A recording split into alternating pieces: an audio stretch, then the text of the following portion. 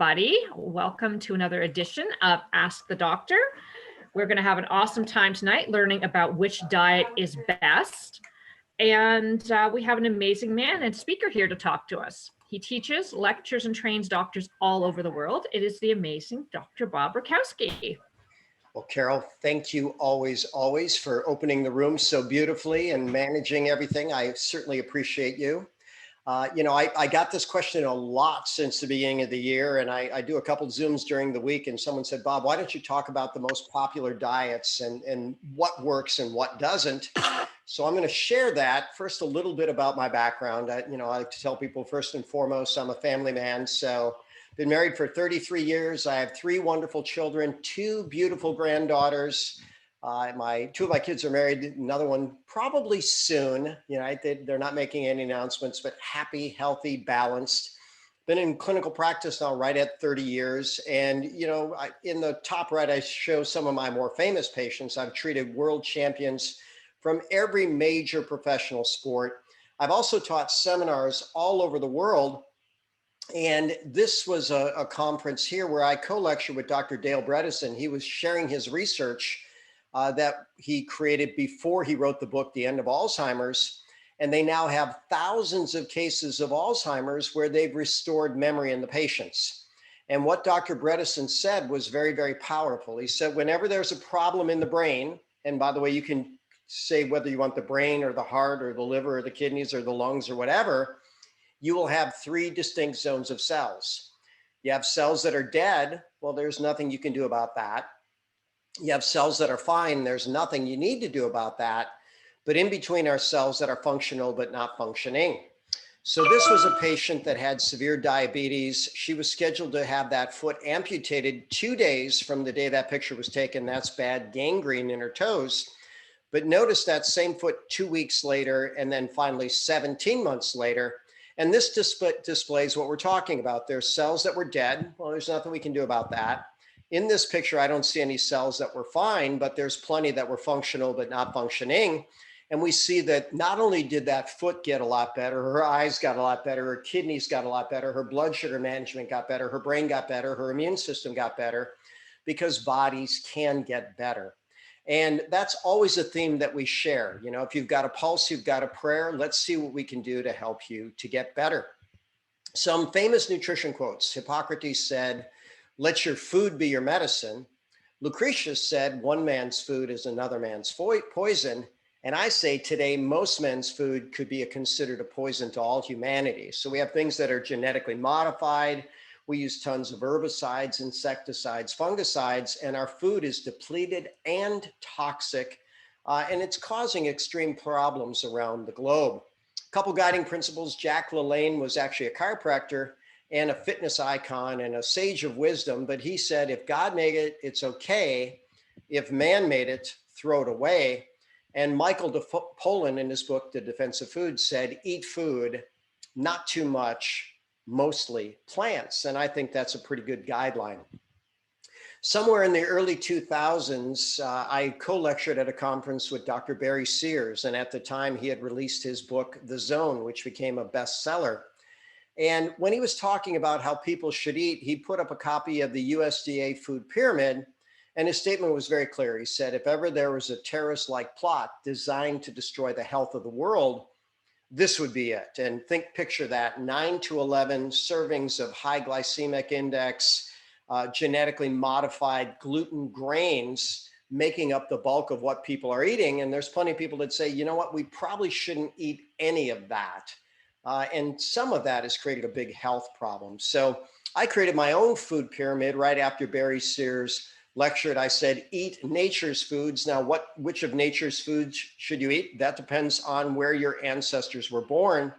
If you were an Inuit Eskimo, you grew up basically on blubber and cold water fish. Your diet was 80% fat.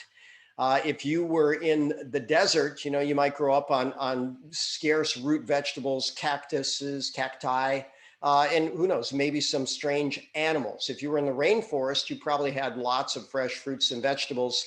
If you were in the mountains, you might have eaten sheep milk and sheep meat, but eat like your ancestors ate. And remember, if God made it, it's okay. If man made it, throw it away.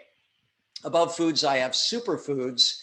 Superfoods are foods that have all the fabulous 50, all the vitamins, minerals, amino acids, proteins, carbohydrates, fat, fiber, and water, and at a dose that make a difference to human health, and have a bunch of other unique molecules that make them profoundly beneficial for human consumption. A few websites you might want to look at. One is called superfoodevolution.com. Another superfood for superhealth.com. They both say the #1 superfood on the planet is reishi, also known as Ganoderma, also known as lychee. Then we have functional foods. These are blends of foods that are very clean, very potent, very pure, and have a specific health benefit to them. Then we dot the I's and cross the T's with a multivitamin, omega-3s, probiotics, and vitamin D3, K2. And that's the type of nutrition program that I recommend for everybody that comes in. And certainly we make good use of different accessory nutrients to move physiology in a better direction fast. But a lot of people know that the calories in, calories out equation is not working for a lot of people in the weight loss world because food is information. And if that information causes your blood sugar to spike, blood sugar spikes insulin. Insulin says store fat, don't break down fat. These can also influence some of the other hormone levels. For instance, body fat converts testosterone into estrogen, and obesity in a male makes him more feminine. Actually, in a female, has the opposite effect, makes her more masculine, more androgenic. How much nutrition is in your food is going to determine the satiety. Whether you eat in a stress state or not makes a big difference. How much you exercise and if it's appropriate for you is important. We know that 90% of the calories we burn with muscle, even when we're sleeping. So we want to have good muscle mass, not too much body fat. And then the wild card is the gut bacteria. We know that we have more bugs in our gut than we have cells in our body. And they're going to be exposed to much of the food before we are.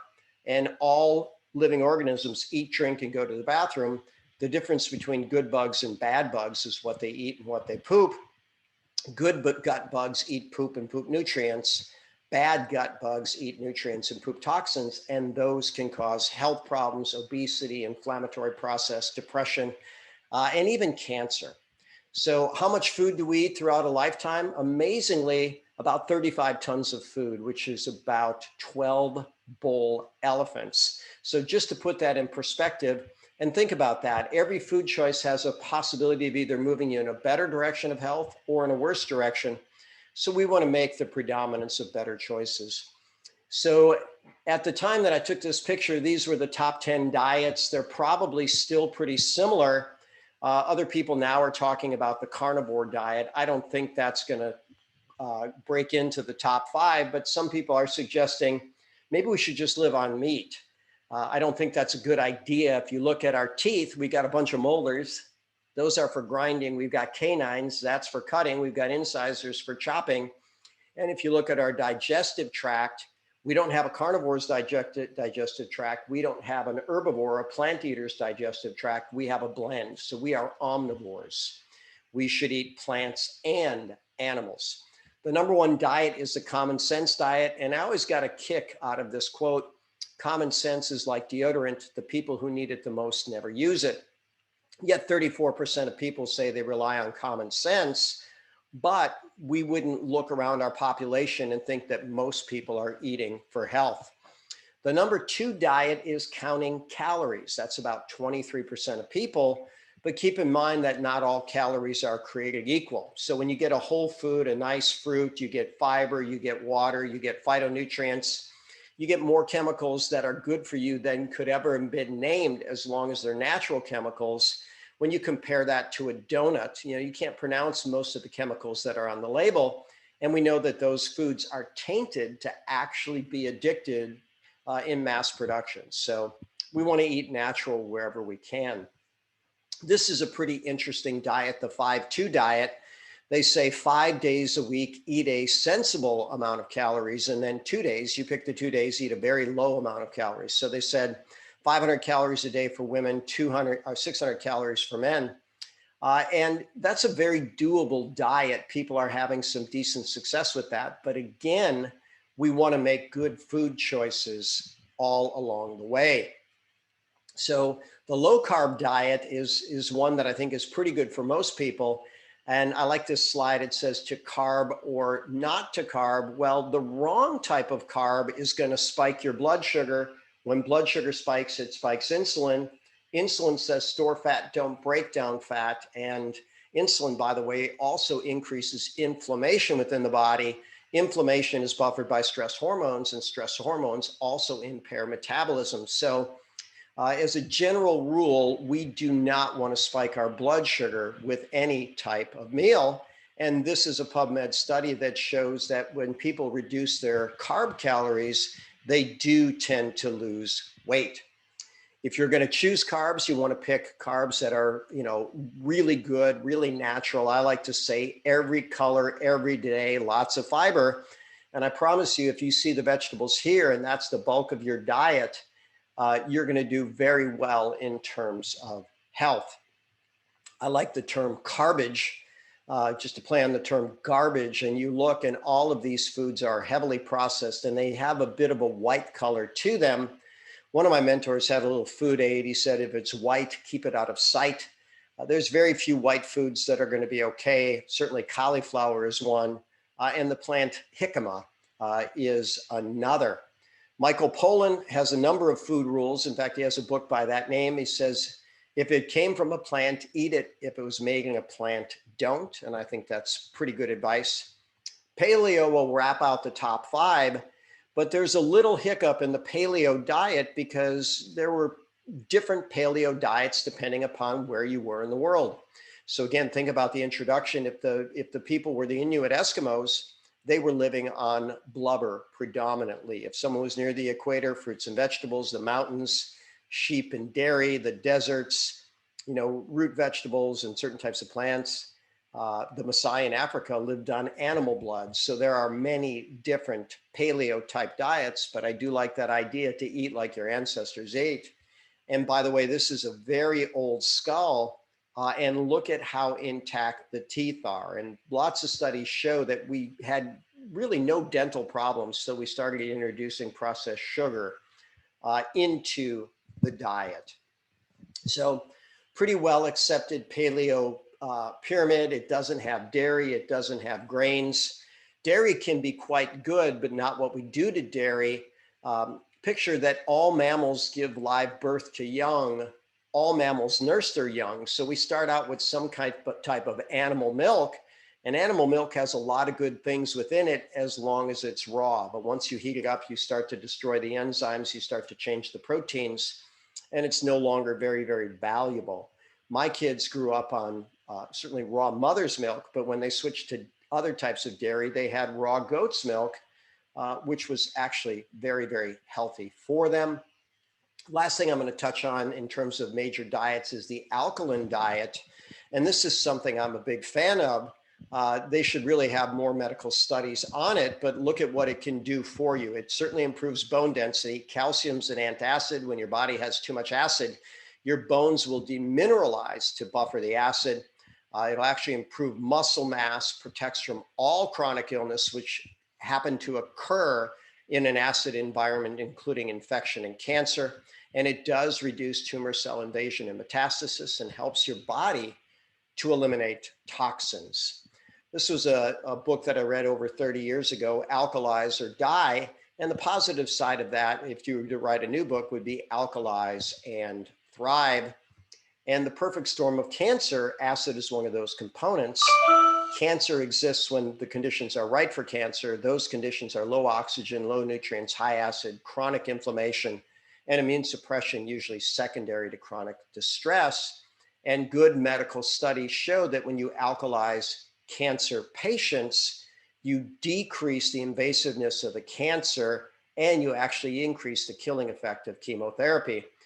There's lots of good studies on Ganoderma and cancer, the most alkaline food on the planet. And that's why it's a staple in every program that I create for someone that is dealing with cancer. So when someone eats a diet which is high in insulin, again, they're going to be storing body fat and preventing its breakdown. When they have a ketogenic diet, low insulin, their body will tend to lose fat more effectively. And by the way, Ganoderma is great for insulin signaling by multiple mechanisms and does promote fat loss. Thyroid is considered the master regulator of metabolism. It's going to impact the metabolic rate of over 99% of the tissues in your body. And all of the primary causes of hypothyroid are positively modulated by my favorite superfood, Ganoderma. Last comment will be on the gut microbiome, and I'll tell an interesting story. So these mice were identical twin mice, and they actually received a fecal transplant. As strange as that seems, they took two human twins that started out identical.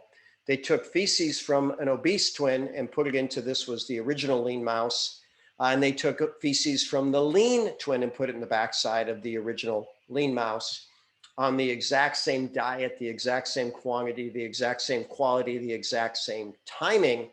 The mouse that got the obese microbiome became obese. And I have had patients, by the way, that have done fecal transplants. And as we like to say, don't try this at home. I consulted with a world expert in that when this patient asked me about it. They basically said, get an organic baby that hasn't been vaccinated, that's only been nursed, get a little stool from the diaper, put it in a little saline bottle and put it in your backside. It was a high-level Houston attorney that was very overweight and just couldn't seem to lose the weight regardless of diet and exercise. In the next 6 months after a fecal transplant, he lost 60 pounds. So there's something to that. And by the way, Ganoderma also promotes the lean microbiome. When people make a food decision, there are 4 universal choices. It's got to taste good. It's got to be convenient. It's got to be something they can afford. And then their 4th criteria is health. I'd like to move that up a bit. And then there are functional foods, which I like a whole lot. And these are things that actually provide health benefits beyond the food alone. And amazingly, there are over 80,000 studies on functional beverages and over 3,300 studies on coffee as a functional beverage. And that's why I'm really excited about functional coffee promoting health. We're going to switch over to questions and answers. And one question was sent in about a unique condition. And Carol, you can start monitoring the chat, or if you have a health question, please type it in. But someone asked about something called Morgellons. And so I created a series of slides. I've seen a few Morgellons patients, and by the way, they've done very well. But let's look at how this was written up. It says it's an unexplained condition characterized by disturbing, crawling, stinging, and biting sensations, as well as non-healing skin lesions. Unknown fibers also protrude from the lesions. Now, the term unexplained often has doctors that don't understand the condition thinking it's psychosomatic. And so what do they recommend? They recommend psychiatric drugs, not at all really recognizing that there's something going on with patients that have this. And so this was a Mayo Clinic article that says the research on Morgellons by multiple groups over decades has yielded conflicting results. Multiple studies report a possible link between this condition and an infection with Borrelia spirochetes. That happens to be the causative organism of Lyme's disease. And Treponema pallidum is another spirochete that's actually syphilis. And leptospirosis is more of an animal condition. There's very few of these conditions that happen in humans. So what I've done that's been effective with these people is one, we want to pick up the immune system. Stress and sugar are the major enemies of the immune system. So we do a low glycemic index diet, ketogenic diet, nothing white in that diet. I like a stress reset, and I would imagine it would be stressful if you had these wounds that wouldn't heal and were very annoying. We do melatonin, theanine, and Ganoderma spores every waking hour. Additional immune support, colostrum, neem oil, which is very good for intracellular parasites, and a black walnut tincture that I used with great efficacy. So that will answer the question that was sent in advance. And now I will ask, do we have any questions in the chat? Yeah, we have a few to get started with. When you were speaking earlier about where you find your ancestors were from, they want to know where you can access a study as to what your ancestors ate. I don't think that's very hard to find. Interestingly enough, when I've looked at different regions of the world and you look at their food types, I found it with basic online searches to be fairly accurate. When you look at Europe, they were a lot of root vegetables and meats. The Swiss mountain people, they were basically the ones that were doing high content of dairy, raw dairy, and different type of mountain meats like mountain goats and things like that. Africa was interesting. Some parts had a lot of fruits and vegetables. Then you go with the Maasai, and I met an actual Maasai tribe member, and they still drink animal blood to this day. And I remember asking him, what does it taste like? He says, it's actually pretty sweet, and they get it right from the animal. It's warm. It tastes almost like a milkshake. Very resilient individual. The Arctic, that's easy enough. They only have cold water fish up there. Rainforest, plenty of choices. The Aborigines, kangaroo and different types of desert vegetables. So it's probably not as hard to think, to find. A couple of searches can find it easy enough, or a consult with someone that does that for a living could help too. What is lectin and what is your recommendations with it? Well, it's getting a lot of press. So these are different types of proteins that are within plants that in a lot of people can create immune response. And so Brendan Coates is a really solid nutritionist, and he loves fixing the gut. And so he had a podcast with the author of the carnivore diet. And I listened to this guy for an hour, and he said, we're starting to get good human studies when people that live on animal meat alone, when they do it for an extended period of time, they seem to pick up their health to a pretty good level. I have a couple of issues with that, and I mentioned them a little bit in the intro, in that we are omnivores. We have an omnivore's digestive tract. We have an omnivore's set of teeth. So we're meant to eat these other things, and there's plenty of data. And the most predominant data on dietary intervention for cancer is very, very simple. People that eat the most fruits and vegetables get the least cancer. Those that eat the least get the most cancer. So we want to have an omnivore diet. I really like the idea of intermittent fasting and calorie restriction and variety and every color every day.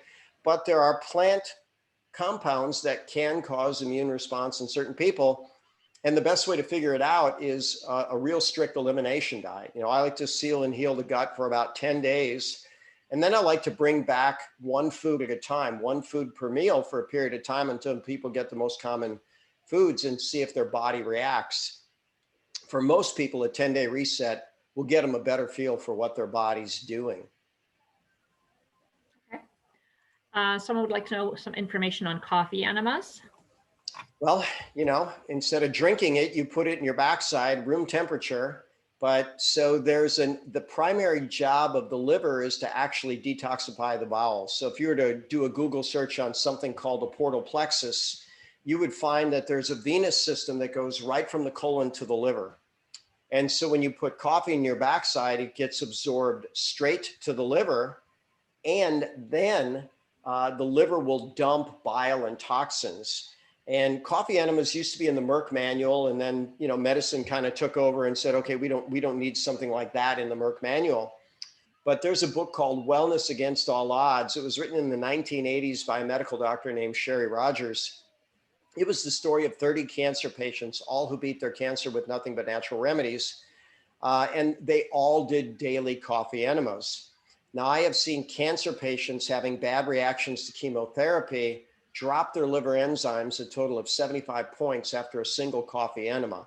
So there's data that they work well. It doesn't take much. It's what we call a retention enema. So a few ounces of water or 60 cc's of water is good. You want to put that in and hold it and dump your liver and see how it works for you. It definitely is an accessory detox. And by the way, so the patient that or the individual that asks about Morgellons, I think I would recommend a coffee enema, daily for a period of time. Have your normal bowel movement in the morning and then do your coffee enema after that. You don't have to eliminate right away. The liver will dump the bile and toxins, and whenever it's ready to come out, it will. Okay. Someone would like to know about sickle cell anemia. So it's a fascinating condition, and it's actually something that enhances survivability. And so we know that patients that have sickle cell are more likely to survive malaria. And so it is a change in the hemoglobin. We have had a few people that had very serious sickle cell that in the past had sickle cell crisis. If you have enough death of red cells, it can be life-threatening. And Ganoderma normalized their sickling issues. So where the cells did not break down. So anything that you can do to keep the blood cells healthy is going to be a good circumstance there. Ganoderma is a great choice, but really, everything counts. So I always tell people you want to eat right, drink right, think right, move right, sleep right, poop right, talk right, and honor the entire food pyramid. Okay. Karen would like to know what the best diet you would suggest for autoimmune disease.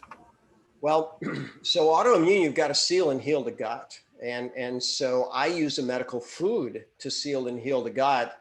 The one I like is called GI Replenish, and there's data that it does just that. And I would add some colostrum, which seals and heals the gut, maybe a little extra glutamine, the most abundant amino acid in muscle and plasma, also seals and heals the gut, and vitamin D3.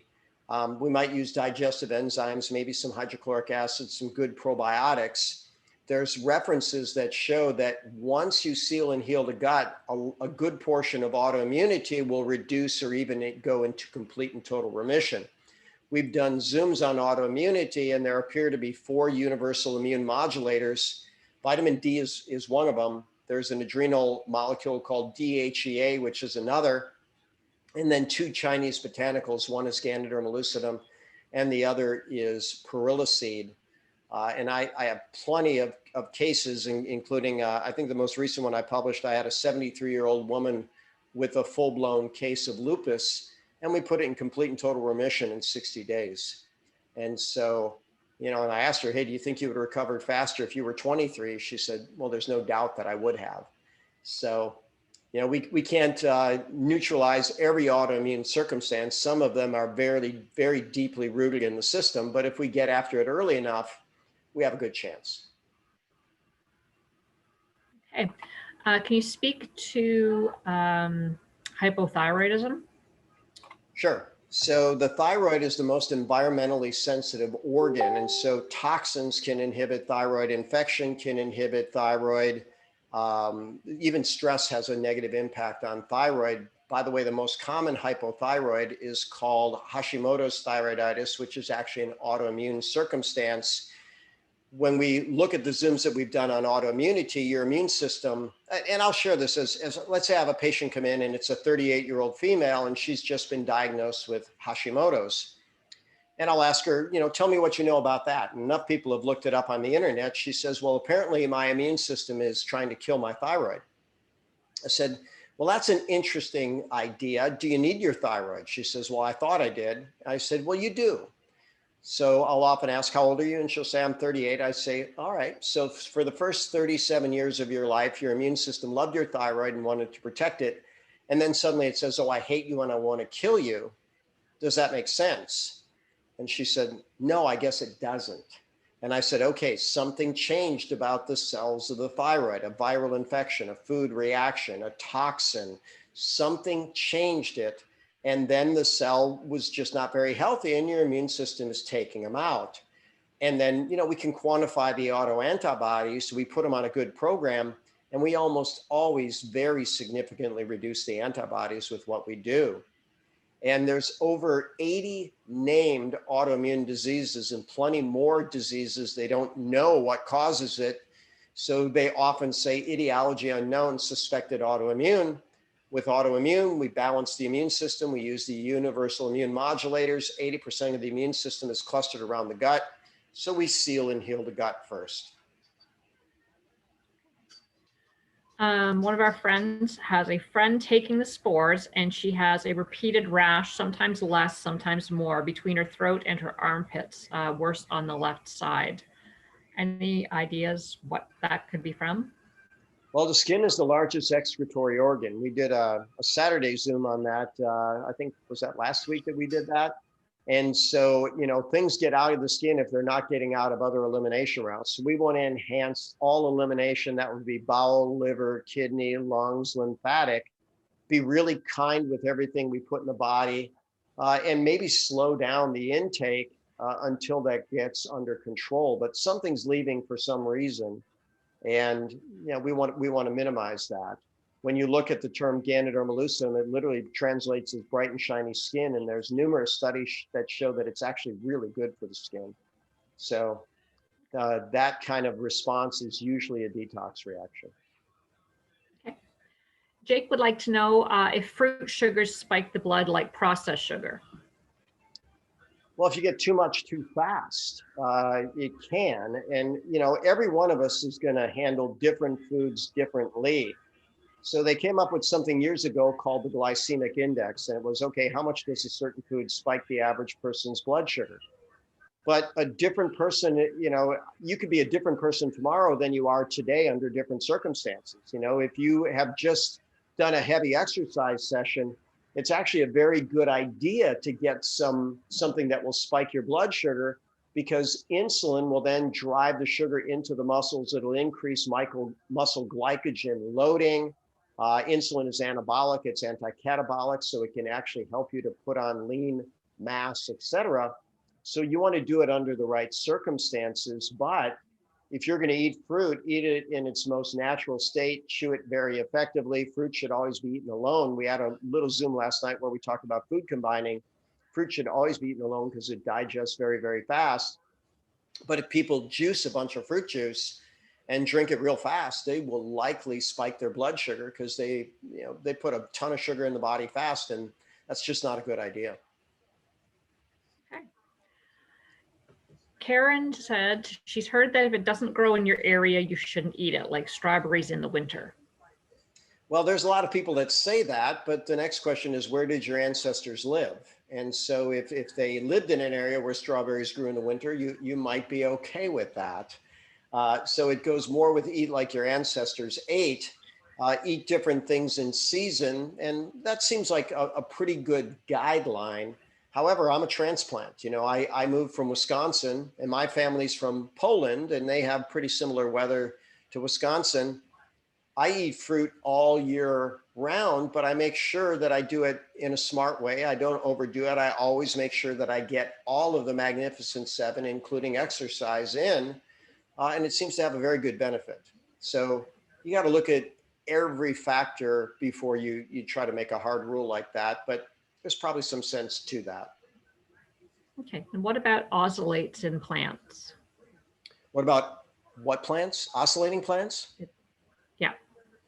Well, it's always good to shift your diet. It's said that most people repeat their diet about every 4 days. So you're not getting biodiversity. Every different plant is going to have a different blend of phytonutrients. Every color plant, different blend. And there's 50,000 edible plants. So, think about it. Get a little more creative about your shopping and your food preparation, or however you're sourcing your foods.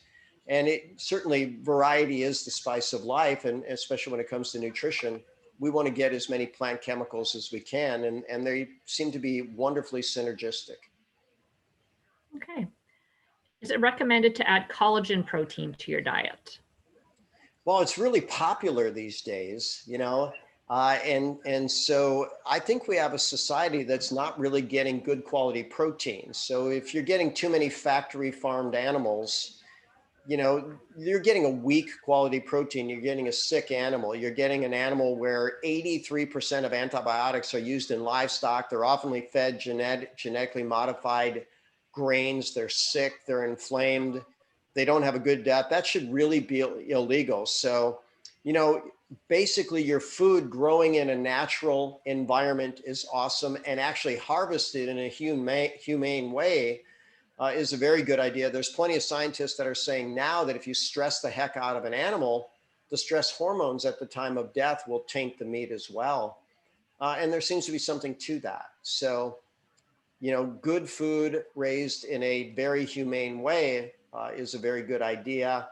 Collagen's safe. If you feel better on a high quality collagen, if you notice your hair is growing better, your fingernails are better, there's no harm in that as long as it's a clean source. Okay. What should we take from claims out there that some foods target the loss of belly fat? Well, there was a myth that you can't spot reduce. And I taught a series of seminars around the world with a very famous strength and conditioning coach named Charles Poliquin. Now, he passed a number of years ago, but his claim to fame, he called himself the most successful strength coach around. And he talked about the endocrine or the hormonal direction of fat being stored in the body. And belly fat is generally considered stress fat. Bigger thighs, that tends to be an estrogen toxic fat. Love handles are a carbohydrate intolerance type of fat. Fat in the parascapular region is an insulin issue. Growth hormone issue, you get fat everywhere in your arms and legs and shoulders to knees and things like that. So if there's an endocrine problem and you address it, you can reduce. It's really more of a whole body thing than likely certain foods, unless there's a food that is more peaceful to your body. And I'm open to that idea being possible. Again, if we go with superfoods, Ganoderma is called the herb of spiritual potency, and we know that it does calm the body, the mind, and the spirit. So in theory, it could help with belly fat. How does Ganoderma help with psoriasis? Well, it's autoimmune. And so the journals say this: Ganoderma can treat and or prevent autoimmune disease. There's so many different molecules within it, but whatever the imbalance is in the immune system, Ganoderma is considered a normalizer. And so when you think about the immune system, it should protect us, but sometimes there's too much attack. So if there's too much attack on something outside of our body, we call that an allergy. If there's too much attack happening on what's inside of our body, we call that autoimmunity. If there's too little defense from things that come from the outside, we get an infection. If there's too little defense from what happens on the inside, we get cancer. So however the immune system is out of balance, Ganoderma has the molecules and, believe it or not, the wisdom, 430 unique molecules within Ganoderma, 79 of which are antimicrobial, that can balance that immune system. And lots of medical studies, over 230 PubMed studies on Ganoderma and the immune system, shows that it's a very good immune balancing agent. Okay. Kat has a client who has a 4-year-old daughter with lymphoma. She's getting cancer treatment. What would you suggest for her? Well, one, the family should do their homework. They should reach out to experts. They should have really good conversations, and then, dot the I's and cross the T's. But when you start looking at cancer, the perfect storm of cancer is low oxygen, low nutrients, high acid, chronic inflammation, and immune suppression. So I gave a lecture to over 520 doctors a few years ago, and I basically recorded it for a public service announcement, over 250 scientific references. And there was a pretty well-known local oncologist in the room. And I asked him the question, I said, Dr. Jeff, of the 350 approved chemotherapeutic drugs, which one of them improves the conditions of the perfect storm of cancer, improves low oxygen, low nutrients, high acid, chronic inflammation, immune suppression? And he answered kind of quietly, none of them. And I said, please, louder for the recording. He said, none of them. I said, okay, doctors, in unison, how many of these chemotherapeutic drugs improve the perfect storm of cancer? And they all said, 520 in unison, none of them. I said, all right, follow-up question. Which of the approved chemotherapeutic drugs make worse the conditions of the perfect storm of cancer and in and of themselves are carcinogens? And his answer was all of them. And again, it's on audio. The 520 doctors in unison said all of them. Now, I'm not against chemotherapy, especially when it comes to lymphoma. They have chemotherapeutic agents that are good for lymphoma. But here's how I tell my patients: we can kill any cancer cell or every cancer cell in every body. If I took your body and I threw you in a 5,000 degree blast furnace for an hour, we'd kill every cancer cell. You won't like the side effects, but we kill the cancer cells. So if we're going to do something so harsh to your body, why don't we protect it? And so we alkalize the body, we modulate the inflammatory process, we buffer the stress, we don't feed the cancer through the sugar, we get high concentrations of phytonutrients. Ganoderma is proven directly against lymphoma, and it's also proven to enhance the killing effect of chemotherapy while protecting the normal cells. So it seems like a pretty good idea. And I'm more than happy to, Carol, I'll put both audios. I'll put the, my phone is stuck. Why would it be stuck? I'll add it to the chat at the end. Yeah. While you're looking for that, we also have a golden retriever with lymphoma. Spores are okay for the dog, correct? Yeah. What in the world is going on? Okay. Sorry about that. My phone was weird, so it started dialing emergency. I'm gonna ask you to ask that again, but I'm gonna pull up my links and I'll put it in the chat.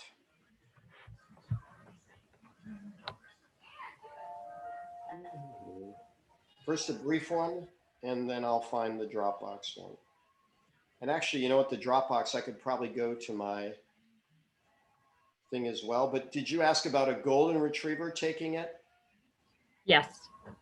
So we did a Zoom. It's in our, I think it's in our Miracle of Organo group. And it's entitled 4 Legs or 2, Ganoderma is Good for You. And so we have a number of vets that have used it very effectively, you know, across the board, from big animals, small animals, every breed of animals. So it seems to be a pretty good,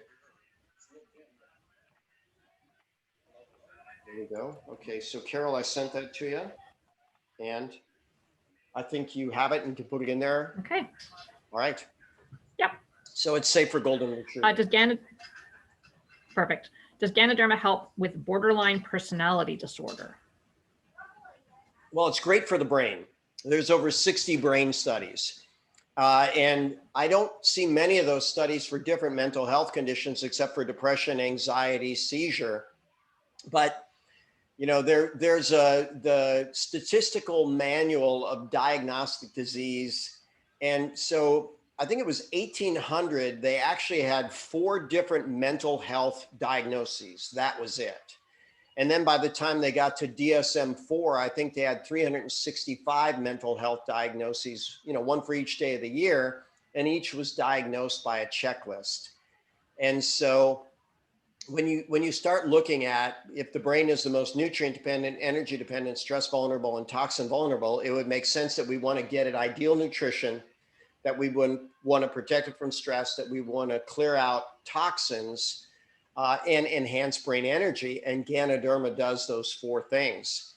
Now, Linus Pauling wrote a paper in the 1960s. He's the only guy to have ever won 2 Nobel Prizes, called Orthomolecular Medicine, which literally means right molecules medicine. And someone followed that up with something called orthomolecular psychiatry.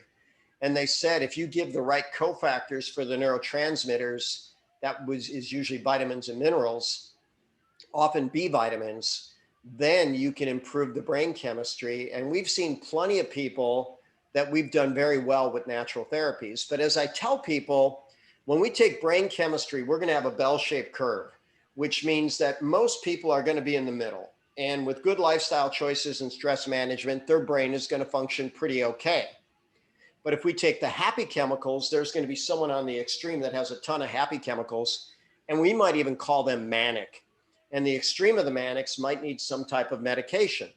And then we go to the other extreme, people have very few happy chemicals, we call them depressed, they might need medication. But is that the vast majority of the population? It sure shouldn't be. And, you know, we can make the brain better through healthy habits, and the brain always rewires itself. That is what modern science shows. So could it help? Here's my answer. I don't know if it'll help, but it sure won't hurt. Give it a try. And to a better point of view, you know, give a comprehensive try. And the brain is the most hydrated organ in human physiology, 77% water. It has the second highest fat content. The highest fat content is adipose tissue. The predominant fat in the brain is DHA, docosahexaenoic acid, which is predominantly from cold water fish. And when they look at world studies for fish consumption and depression, cultures that eat the most fish have the lowest depression. Those that eat the lowest amount of fish have the highest depression. So there seems to be a correlation. Okay. Can a person intermittent fast with Hashimoto's?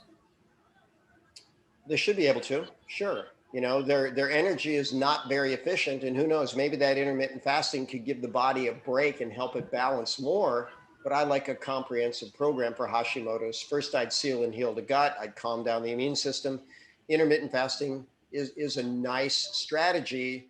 There was a Nobel Prize in Medicine awarded in 2015 on a process called autophagy, which is associated with cleaning out junk out of your body and longevity. Intermittent fasting helps with that. By the way, so does calorie restriction, so does good exercise, so does a good night's sleep, so does Ganoderma. They all help with this Nobel Prize winning process. Can a person fast if they have Gilbert's disease? Well, Gilbert's is the decreased ability to clear bilirubin from the body, which is, going to be something where their liver needs support. And you would actually give the liver a break if intermittent fasting was done right. You want to make sure you get the right nutrients through that process. I hadn't done a PubMed search on Ganoderma and Gilbert's, but Ganoderma is really good for the liver. There's different medical foods that help the body to clear toxins. I would do that as well. And then by strengthening the red cells, you keep them around longer and would less likely get spikes. So that's another good way to do it. Okay, it's a long question. What would you recommend for someone having nausea all day as well as reflux? They've already reduced common foods for GERD and started Dexilant and Pepsid and a probiotic. They're taking Ganoderma daily, what's getting better, and now the symptoms are back again. Well, reflux is very often a low acid circumstance. And, we've done a few things on the gut, but the journal Gut published in 1969. So, we're over 50 years ago already, that there's a muscle that separates the esophagus from the stomach, and it's called the lower esophageal sphincter. And when you release acid from the stomach, it causes that sphincter to contract so you don't get acid up into the esophagus. So when people have low acid circumstance, they're more likely to have acid reflux. So when they recommend acid blockers, they actually worsen the circumstance. And there's a lot of people that never get off of them. There can be a mechanical problem called a hiatal hernia. So the diaphragm is a dome-shaped muscle. It separates the chest cavity from the abdominal cavity. And there's holes in the diaphragm. So when I swallow food, it goes through something called the esophageal hiatus. So there's a hole in the diaphragm. And if my stomach bulges through that hole, we call that a hiatal hernia. And I ask my patients, if my stomach bulged through a hole in my diaphragm, what do you think we should do about it? Well, how about pull it down? And you literally can reach in and push in. It's good to have a skilled person do it and pull that stomach down. And then you can use different nutrients, including hydrochloric acid, start out with a very low dose to maintain the tone of that sphincter. And then, once the gut is healed, we find out what they're truly reactive to. But once you have a hiatal hernia, you're going to have maldigestion. You usually develop a leaky gut. You can be reactive to most things that you eat, and it needs a comprehensive program to resolve. Ganoderma is part of that. Probiotics is part of that. Digestive enzymes is part of that. Mechanical correction of the hiatal hernia is part of that. There was a flight surgeon that talked about acceleration. And he said, if you drank as much water as you could possibly drink, and then you bounced hard on your heels, he felt that you could accelerate your stomach downward and correct your own hiatal hernia. I think I'd go to someone that knows how to pull it down, but in a pinch, try it, see if it works. Okay. What about any or all protein shakes for a healthy diet? As long as it's healthy protein and you tolerate it well. It's ancient wisdom. One man's food's another man's poison. Someone may not do well with a certain protein, and ultimately you have to know how your body responds to everything. But a healthy person in good shape and good nutrient status and fairly relaxed, that's eating a protein that's clean, that would have been consistent with their ancestors' diet, that should be fine. Jen would like to know if there's any advice for a medium-sized dog with a urinary tract infection. Well, definitely canines are not my specialty. Humans, we give them a sugar called D-mannose, which is not very digestible, and it actually prevents the bacteria from adhering to the bladder wall. We might want to check with a vet and see if they can do that. Cranberry capsules, things like that could be fine.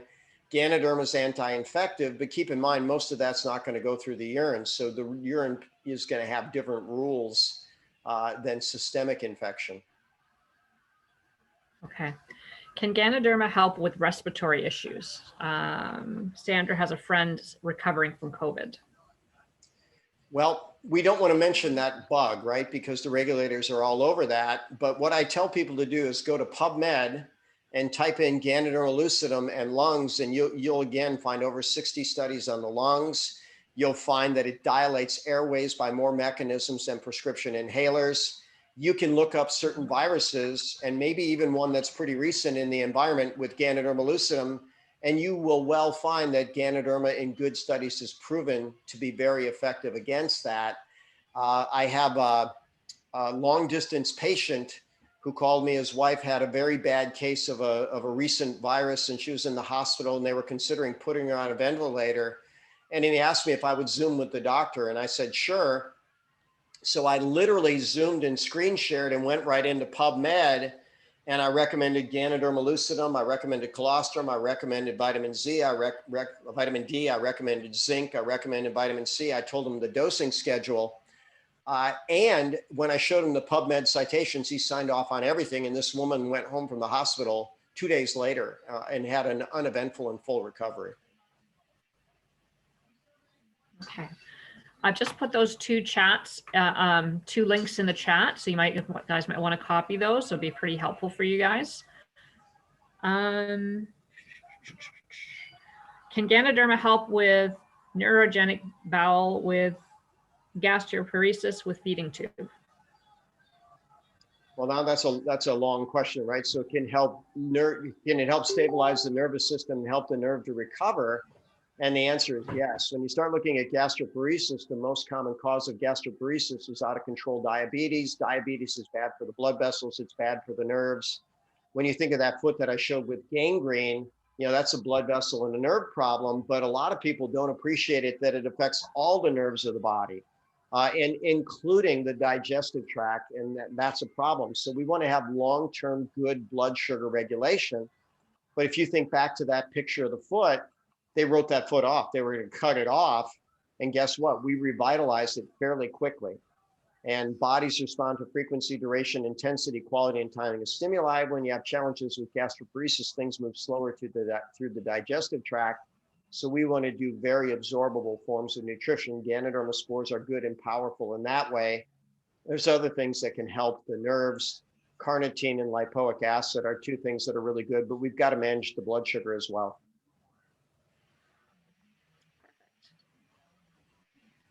I believe we've come to the end. That's why I put those things at the end for everybody. All right. Well, then, as always, it's fun. I love sharing health information, and I love that people are interested enough to log in and ask their questions and even ask for friends. We have a world out there that's kind of struggling right now. So, the more good information that we can share, the better, and there's plenty of ways to navigate through these challenges. And, I've had a bunch of pet phrases over the years, but, one of the first things that I said was that healthy bodies don't get sick. Now think about that. If you were perfectly healthy, would you be worried about a lot of the stuff that people are worried about? And the answer is no, you really wouldn't be. And so just be proactive, eat right, drink right, think right, move right, sleep right, poop right, talk right. And let's just make the world better. And as we get healthier, right, why not have strength for two? Because there's people that need our strength too. So let's try to do that as well. So tomorrow we have a meeting where we're going to talk about Ganoderma and an opportunity to partner together to make the world better. So whoever referred you to this Zoom, ask them about that one and we'll get together. And as I always like to say, I know that we can all be happy, healthy, and successful. So good night all, and God bless.